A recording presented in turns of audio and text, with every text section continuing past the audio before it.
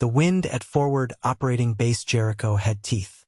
It was a high desert predator, a relentless phantom that scoured the landscape with a sandpapery rasp, stripping paint from metal, patience from men, and warmth from every living thing. It howled through the concertina wire with a mournful metallic shriek and carried the tripartite scent of the frontier. Hot diesel, baked grit, and the faint, ozonic tang of advanced electronics pushed to their absolute limit. This was a place at the very edge of the known world, a lonely bastion of hypermodern warfare plopped down in a sea of ancient dust and forgotten conflicts. Inside the main recreational hab, a prefabricated steel box ironically named the Oasis, the atmosphere was thick with a different kind of hostility, one more humid and personal than the arid fury of the desert outside. The air tasted of stale beer, recycled oxygen, and unearned confidence. Fluorescent lights hummed a weary, monotonous tune from the ceiling, casting a sterile, greenish pallor over the worn linoleum floors and the faces of the men scattered within. They were mostly young, their faces a mixture of adolescent bravado and the deep-set exhaustion that came from staring at screens for 12 hours a day, hunting for digital ghosts in the machine. They were the new soldiers of a new kind of war, but their postures were as old as time, slumped, boastful, and eager to follow a leader who made them feel strong. That leader, the undisputed king of this small, metallic kingdom, was Sergeant Rex Malloy. Malloy was a man carved from a bygone era of military archetypes. He was a slab of granite and gristle, with a neck as thick as a mortar tube and a jaw that looked like it had been designed for cracking walnuts or insubordination. His face was a roadmap of brawls won and lessons ignored, his skin weathered by sun and fury. They called him Ripper Malloy, a nickname earned not in the silent, sterile server rooms of Jericho, but in the kinetic, bloody alleyways of distant, more conventional wars. He wore his decorations with a kind of aggressive pride, each ribbon a testament to a world of physical courage that he felt was slipping away, being replaced by the quiet, cerebral warfare he neither understood nor respected. Authority radiated from him like heat from a furnace, a palpable force that bent the wills of the younger recruits around him, drawing them into his orbit of cynical certainty. He sat at the center table, a scarred metal relic, holding court. His voice was a gravelly boom that cut through the low murmur of the room, each word a hammer blow of opinion. To him, the world was simple. There were predators and prey, strong and weak, warriors and others. And in his world, the others were gaining ground. He saw them in the tech specialists with their pale skin and their quiet, private jokes about bandwidth and latency. He saw them in the civilian contractors who drifted through the base like ghosts, their laptops their weapons, their jargon an impenetrable shield. He despised them. He saw their presence as a dilution, a weakening of the warrior ethos he held sacred. And then there was her. She sat alone in the far corner of the room, a place most people avoided because of the incessant rattle of a failing ventilation fan. She had been at Jericho for 3 days, a silent, anonymous figure who had materialized without introduction or explanation. She wore standard issue, sterile fatigues with no name tape, no rank insignia, no unit patch, nothing to indicate who she was or why she was there. She was small, with a frame that seemed almost lost in the drab, shapeless fabric. Her hair was a simple, dark brown, pulled back in a severe, functional knot. Her face was plain, unadorned, and more often than not, aimed down at the battered tablet she always carried. She did not speak unless spoken to, and even then, her answers were clipped, precise, and devoid of any social lubricant. She was an anomaly, a question mark in a world that thrived on rigid hierarchies and immediate identification. To Sergeant Malloy, she was not a question mark. She was an insult, a walking, breathing symbol of everything he resented. She was the other made manifest. He had watched her for 3 days, his contempt simmering like a pot left too long on the fire. He saw the way she moved, with a quiet economy that he mistook for timidity. He saw the way she observed, her eyes constantly scanning, which he misinterpreted as fear. He saw a civilian, a woman, an academic, a mouse that had somehow wandered into a den of lions, and his predatory instincts, honed in a different kind of jungle, screamed at him to act. He needed to reassert the natural order of things. Tonight, the pot boiled over. He had been drinking, his audience of young, impressionable recruits hanging on his every word, laughing a little too loudly at his jokes. His gaze drifted over to her corner, and the sight of her, so calm, so self-contained, so utterly oblivious to his dominance, was a spark on a short fuse. He saw her as a void in the room's power dynamic, and it was his duty, his right, to fill it. "Look at that," Malloy grumbled, his voice low but carrying, nudging a corporal beside him. 3 days she's been here, taking up space, eating our food, breathing our air. Probably some pencil pusher from headquarters sent to write a report on our morale. He spat the last word as if it were poison. The corporal, a young man named Diaz with more ambition than sense, followed his sergeant's gaze. "Don't even know who she is, Sarge. No rank, no name. It's weird." "It's not weird, Diaz.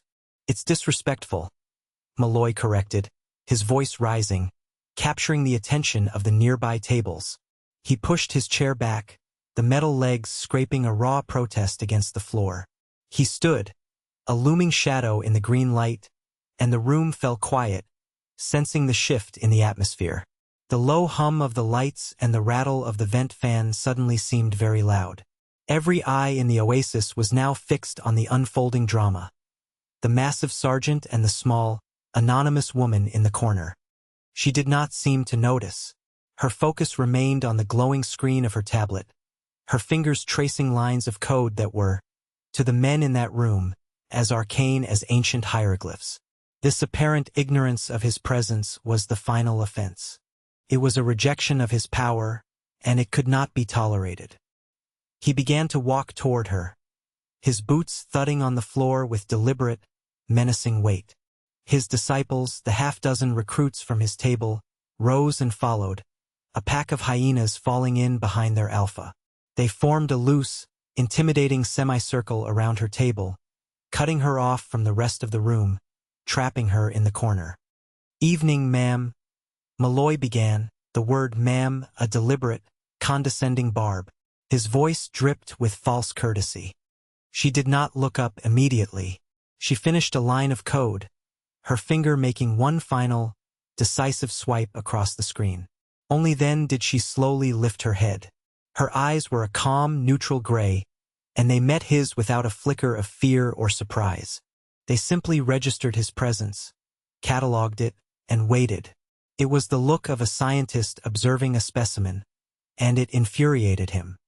"Sergeant," she replied. Her voice was quiet, low-pitched, and utterly steady. It was a voice that held no space for alarm. "Funny thing," Malloy continued, leaning forward, bracing his thick hands on her small table. The metal creaked under his weight.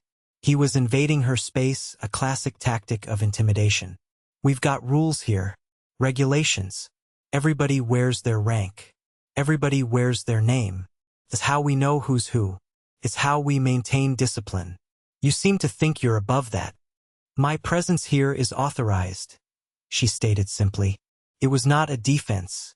It was a statement of fact. Her calm was a wall he could not breach. His frustration mounted, turning his condescension into open aggression. He wanted a reaction. He wanted fear, deference, anger. Anything but this placid, unnerving composure. Felt like punching water. He felt the eyes of his men on him, and his own insecurity roared in his ears. He had to escalate. "Authorized by who?" he sneered. "Some bureaucrat in an air-conditioned office 1,000 miles away? That doesn't mean anything out here. Out here, respect is earned. And you haven't even introduced yourself. You just sit here, judging us." He gestured around the room with a sweep of his arm. "This is a forward operating base. A war zone, not a university library." One of the younger recruits, emboldened by Malloy's aggression and a desire to impress, chimed in. "Yeah, you gotta look the part, too. That hair. Not exactly regulation, is it? An idea, ugly and venomous, bloomed in Malloy's mind. It was perfect. It was a way to physically impose his will, to mark her, to break her composure and demonstrate to everyone in the room what happened to outsiders who didn't show the proper respect. It was a lesson in conformity, delivered with the crude tools of humiliation. "You know what, kid? You're right," Malloy said, a slow, cruel smile spreading across his face. He straightened up, his shadow swallowing her completely. "We're a team here. We have a uniform, a standard, and maybe our guest needs a little help conforming to that standard. Maybe she needs a proper military haircut." A nervous, excited titter ran through his followers. This was going further than they expected, but they were caught in the gravitational pull of his will. Diaz, ever the sycophant, grinned. "I think I've got some clippers in my locker, Sarge." "Go get him," Malloy commanded, never taking his eyes off the woman. "We're going to provide a free service." A welcoming gesture. The woman, the target of all this escalating menace, did not flinch. She did not protest. She did not plead. Her expression remained unchanged. She simply watched him, her gray eyes analytical. It was the detached calm of a lioness allowing a jackal to dance and yap at the very edge of its kill radius, confident that the distance could be closed in an instant if necessary. But Malloy, blinded by his own arrogance, saw only weakness. He saw surrender.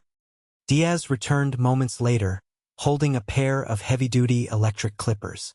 He plugged them into a nearby wall socket, and the device buzzed to life, a loud, angry hum that filled the now-silent room. The sound was obscene, an instrument of violation.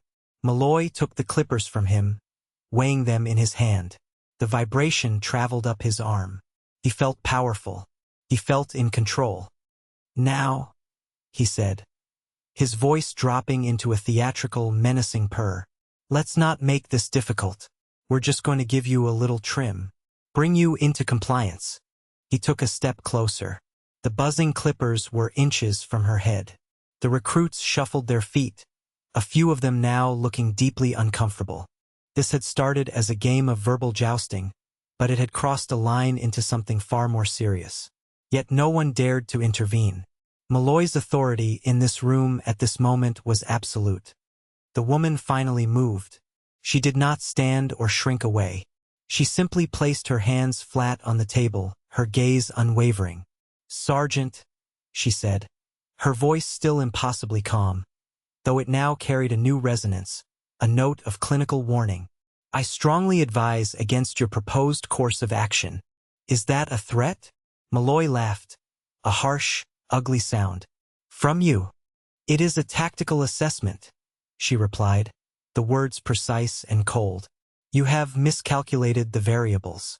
The consequences of your actions will be significant and undesirable." Her language, so strange and sterile, only fueled his rage. It was more of her academic nonsense. He raised the clippers. "The only consequence here is that you're going to get a haircut, lady." He was about to make contact, to press the buzzing metal teeth to her dark hair, to commit the final, irreversible act of dominance. He was savoring the moment, the culmination of his righteous indignation. Then the world ended. It began not with a bang, but with a color. The sterile green of the overhead lights flickered, died, and was replaced by a screaming, blood-red emergency strobe. A klaxon alarm erupted, a deafening, synthetic shriek that vibrated through the floor plates and into the bones of every person in the room. It was the sound of catastrophic failure. It was the sound of an imminent attack. Chaos erupted. The recruits, their bravado instantly evaporating, scattered like startled birds. Chairs were knocked over. Men shouted questions for which no one had answers. On the large wall-mounted monitors that usually displayed news or base announcements, a single, stark symbol now flashed in unison. A stylized black phoenix on a crimson field. It was a symbol no one at Jericho had ever seen before, but its meaning was intuitively, terrifyingly clear. It was the digital signature of an apex predator. Malloy froze, the clippers still buzzing in his hand. His planned act of petty humiliation instantly rendered absurd and insignificant. He stared at the flashing screens, his mind struggling to catch up. His world of physical threats and simple hierarchies had just been shattered by an enemy he couldn't see, couldn't punch, and couldn't understand. "What the hell is that?" someone yelled. "Comms are down.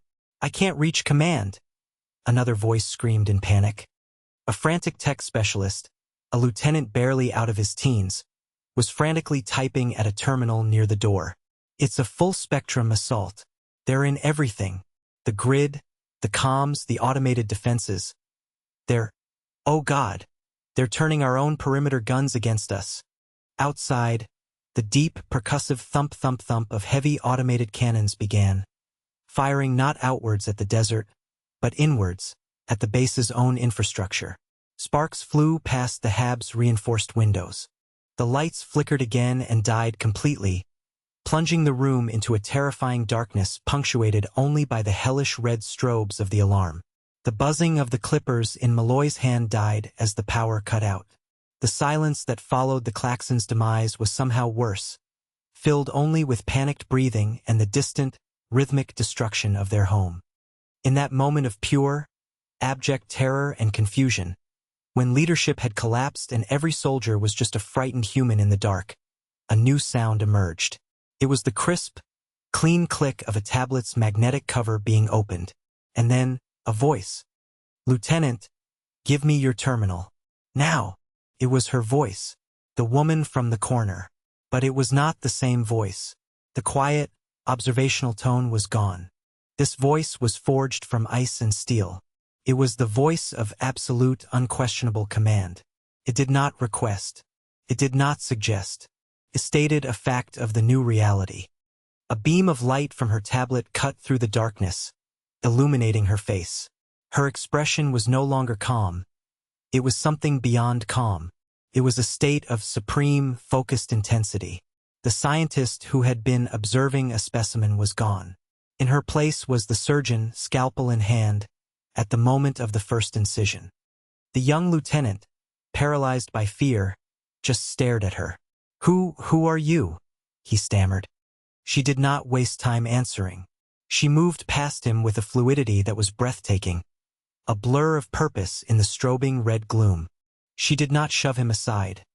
She simply occupied the space he was vacating as he instinctively recoiled from her sheer presence. Her fingers descended upon the keyboard of the lieutenant's terminal. And then the masterclass began. Her hands didn't type. They danced. They flew across the keys with a speed and precision that seemed physically impossible, a torrential blur of motion that was both mesmerizing and terrifying to behold. The screen, which had been flashing the ominous phoenix symbol, was instantly flooded with lines of cascading green code. It was a language no one else in the room could read, a symphony of logic and command that she was composing in real time. Malloy, standing frozen a few feet away, could only stare, his mind utterly broken by the cognitive dissonance. The timid, bookish woman he had been about to assault was now engaged in a form of combat so advanced, so esoteric, that it made his own brand of warfare look like throwing rocks. "Vocalize, Lieutenant," she snapped, her eyes never leaving the screen. "What's the primary attack vector?" The lieutenant, jolted into action by her tone, scrambled to his own tablet. It seems to be a polymorphic worm, ma'am. It bypassed our primary firewalls by mimicking a handshake protocol from a CENTCOM satellite update. It's rewriting our core kernel access permissions. Crude, but effective, she murmured, her fingers never slowing. They're using our own authentication protocols against us. They're not breaking down the doors. They picked the locks with our own keys. Pathetic, her condescension was not aimed at the lieutenant, but at the unseen, world-class enemy currently dismantling their multi-billion-dollar defense network. It was the disdain of a grandmaster for a clumsy opening move. They've established a rootkit, standard procedure. I'm isolating the infected partitions now. Diaz, Corporal Diaz, who had been trying to make himself as small as possible in a corner, jumped as if struck by lightning. "Mom, get to the central server housing. Manual disconnect on racks 7 through 12. You have 90 seconds before the worm bridges the physical air gap. Go!" Diaz didn't question it. He simply ran, propelled by the sheer force of her command. "They've seized control of the drone swarm," another tech called out from across the room. "They're inbound. ETA 4 minutes. Let them come," the woman said, a flicker of a predatory smile touching her lips for the briefest of instants. A new window opened on her screen, a topographical map of the base overlaid with complex targeting reticles. "Their control signal is encrypted, but the source is sloppy. They're bouncing it off a commercial satellite." Amateur hour, her fingers flew again, a different rhythm now. She was no longer defending. She was attacking. "I'm piggybacking their own signal, sending a recursive algorithm back up the stream. It will not only block their control frequency, it will brick their command module. They'll have $100 million worth of flying scrap metal in." She paused, her head tilted as if listening to a distant melody. 30 seconds. The room held its collective breath. 30 seconds stretched into an eternity. The distant sound of the automated cannons sputtered and died. The red strobe ceased, and the main power grid hummed back to life, flooding the room once more in its sickly green fluorescent light. The ominous phoenix symbol on the main screens vanished, replaced by a simple, blinking cursor on a black background. A message appeared beneath it, typed by her hand. "System control re-established. External threat neutralized." A collective sigh of relief, of pure, unadulterated awe, swept through the room. They stared at her, this small, unassuming woman, who had just single-handedly fought and won a war in the span of less than 5 minutes. She had not raised her voice, save for her commands. She had not broken a sweat. She had simply dismantled a nation-state-level cyber attack with the casual efficiency of a master craftsman tidying her workshop. Sergeant Malloy stood as if turned to stone. The dead clippers were still clutched in his right hand, a monument to his colossal, catastrophic misjudgment. He was looking at her, but he wasn't seeing her. He was seeing the wreckage of his entire worldview. Strength wasn't just muscle and grit. Power wasn't just a loud voice and a heavy fist. The most dangerous person in the room, perhaps on the entire continent, was the one he had dismissed as the weakest. The jackal had not just danced at the edge of the kill radius. It had tried to shave the lioness, and the lioness had responded by calmly rewriting the laws of the jungle around it. It was into the stunned silence that a new voice entered the equation. A single monitor on the wall, one that had remained dark, flickered to life. It showed the face of a man, his features etched with profound worry and authority. He wore the 4 stars of a full general on his collar, and his face was one that everyone in the United States military knew. General Marcus Thorne, the formidable and legendary head of U.S. Cyber Command. His face looked like it had been carved from naval tradition itself, all sharp angles and piercing intelligence. The general's eyes scanned the room, his expression a mixture of controlled panic and fury. "Jericho Command, this is Olympus. Report. We registered a full system compromise and a ghost signal from a hostile state actor. What is your status? Who is in command?" Before anyone could answer, before the terrified base commander could even be found, the general's eyes locked onto the woman at the terminal. The fury and panic on his face vanished, replaced instantly by something else entirely. A wave of profound, overwhelming relief. The change was so sudden and so absolute that it was jarring to witness. "Oracle," the general breathed, the name a strange, mythic word that hung in the air. "Thank God. Are you secure? Are you operational?" The woman turned from her terminal to face the screen. "Olympus, this is Oracle," she confirmed, her voice now back to its calm, clinical state. "The incursion has been neutralized. Hostile assets have been rendered inert. I have resecured the network and patched the vulnerability they exploited. Jericho is secure. I am operational." General Thorne closed his eyes for a moment, a silent prayer of thanks. When he opened them, they were filled with a respect so deep it was almost reverential. He looked at her not as a subordinate, but as an equal or perhaps even something more. "Report, Doctor. What did they want?" The word descended upon the room like a physical blow. "Doctor. Not a soldier. Not a bureaucrat. A doctor. Sergeant Malloy felt a cold dread begin to pool in his stomach. It was a probe, General, she explained coolly. A sophisticated one. They wanted to test our response time and gain access to the deployment protocols for the new Aegis 7 counter-drone system. They failed. Because you were there, the general stated. It wasn't a question.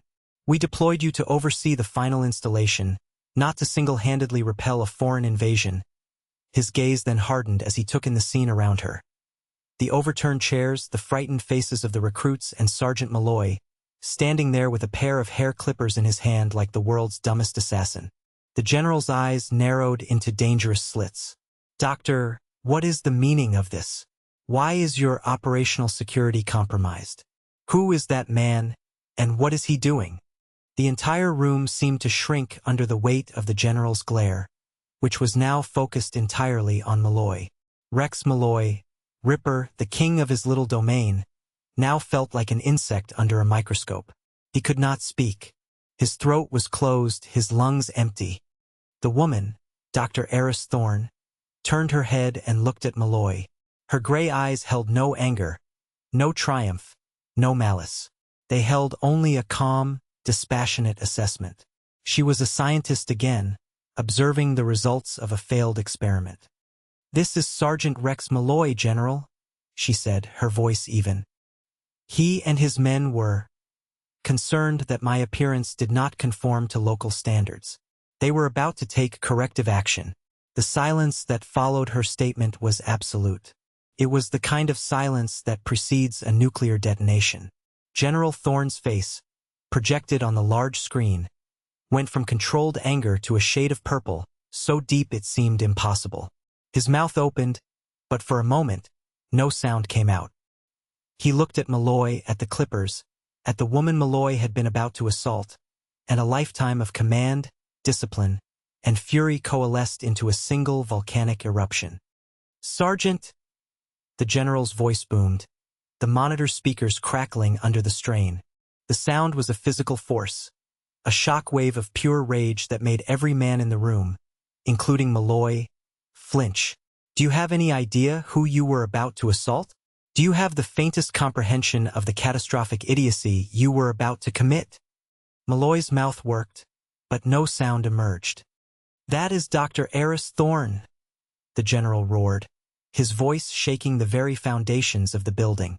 She is the chief architect of the entire Aegis network. She designed the firewalls you hide behind, the communication systems you use, the very drone technology this base is built on. She holds doctorates in quantum computing and cryptographic theory from MIT and Caltech. Her security clearance is higher than mine. In her area of expertise in this domain, in this war, that woman, Sergeant, outranks this entire base. She outranks you all. The final words were a scream, a declaration of truth so profound and so damning that it completely and utterly remade the reality of the room. The recruits who had followed Malloy looked as if they had been turned to stone. They stared at their sergeant, their fear of the general eclipsed only by the dawning horror of what they had almost participated in. They hadn't just been hazing a civilian. They had been assaulting the high priestess of their entire religion, the very mind that kept them alive. And then, as if to add a final, crushing weight to the revelation, General Marcus Thorne, the 4-star commander of the most powerful cyberforce on the planet, looked at the woman on the screen, and his face softened with an expression that was not military, but deeply personal. "Are you all right, Eris?" he asked, his voice now quiet, filled with a father's concern. Dr. Eris Thorne allowed a small, tired smile. "I'm fine, Dad. Just another day at the office." The revelation landed. General Thorne was her father. The collective minds of everyone in the oasis simply shut down. The scale of Sergeant Malloy's mistake was now astronomical. It was beyond a career-ending blunder. It was the stuff of cautionary legend, a story that would be told in whispers for generations. He had not just threatened a civilian contractor. He had threatened the daughter of a 4-star general, who also happened to be the single most important strategic asset on the continent. The clippers finally fell from his nerveless fingers, clattering to the floor with a sound that echoed like a guillotine's blade. The crisis was over, but the reckoning had just begun. After a few more tense exchanges, General Thorne, assured of his daughter's safety and the base's security, signed off, but not before giving a final, chilling order. Dr. Thorne is in complete command of that situation. Her orders regarding the disposition of Sergeant Malloy are to be considered my own. Carry them out without question. Thorne out. The screen went blank. Dr. Eris Thorne stood up from the terminal and turned to face the man who had, minutes earlier, been her tormentor. The room was a vacuum, every person waiting to see what form justice would take. A court-martial was a certainty. Prison time was likely. Dishonorable discharge was a given. Malloy knew this. He stood straight, his face pale, and prepared to accept the destruction of his life. He had been a fool, and this was the price. But Dr. Thorne was not a conventional warrior, and her methods were not conventional. She walked slowly toward Malloy, her footsteps the only sound in the room. She stopped directly in front of him. She did not look angry. She looked analytical.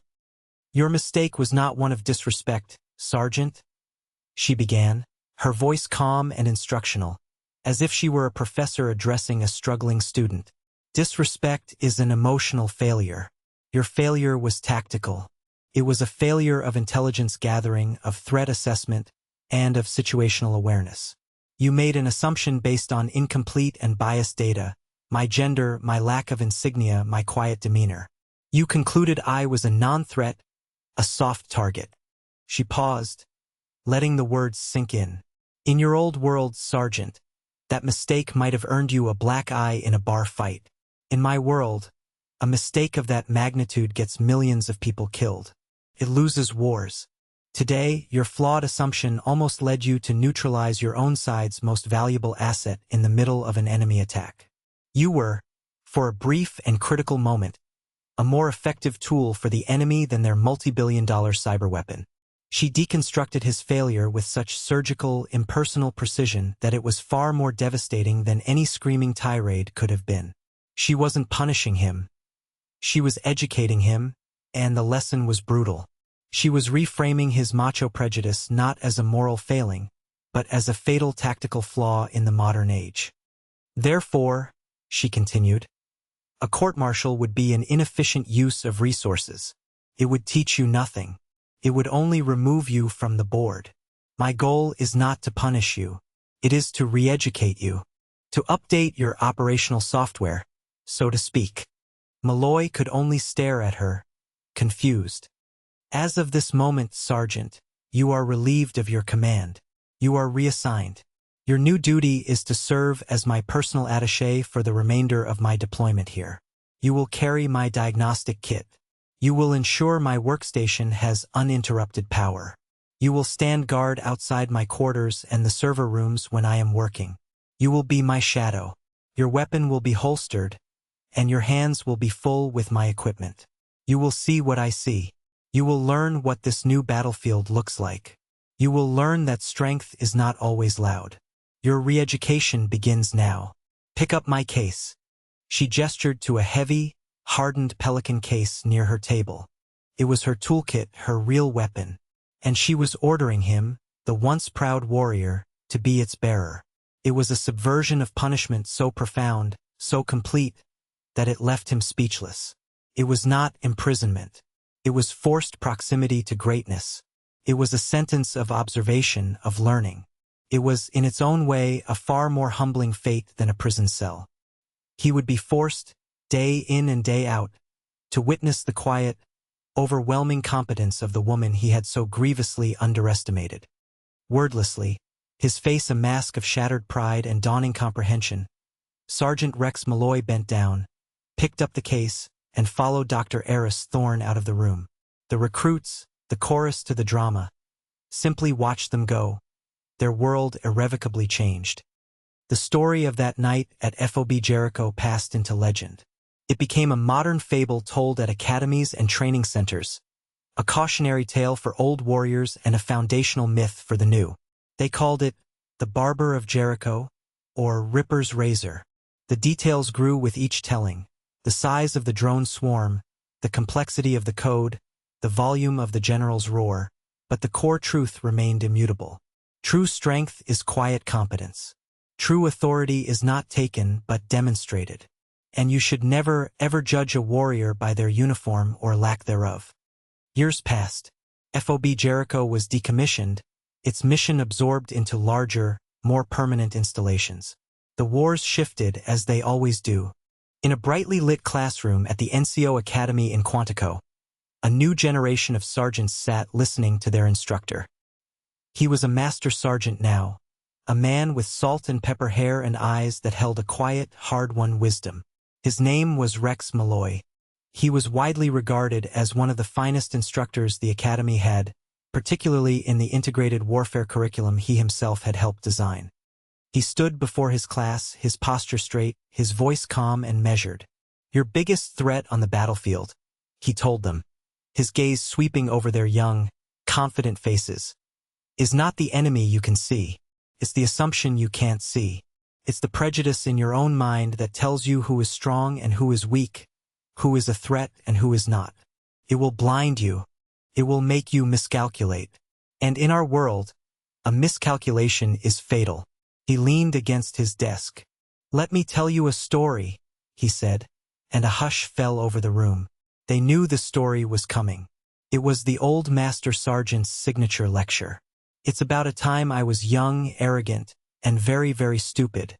It's about a woman with no rank, a pair of hair clippers, and the day I learned what true power really looks like." And he told them the story. He did not spare himself. He detailed his own arrogance, his own ignorance, his own catastrophic failure. He used his own humiliation as a teaching tool, a gift to the next generation. He had been re-educated, his software updated, just as she had intended. He had become a living testament to the lesson she had taught him. He was a better man and a better soldier because of her. The story serves as a parable for a changing world. The nature of conflict, of power, of strength is constantly evolving. The archetypes of the past, the loud, the physically imposing, the boastful, are often ill-equipped for the challenges of the future. The real power, the enduring strength, often resides in the quiet corners, in the unassuming figures who let their actions be their argument. It is found in the calm mastery of a complex craft, in the disciplined mind that can see the whole board while others are still arguing about the placement of a single piece. It is a reminder that substance will always, in the end, triumph over style, and that the most profound authority is the one that doesn't need to announce itself. It simply is, and when it chooses to act, it changes everything.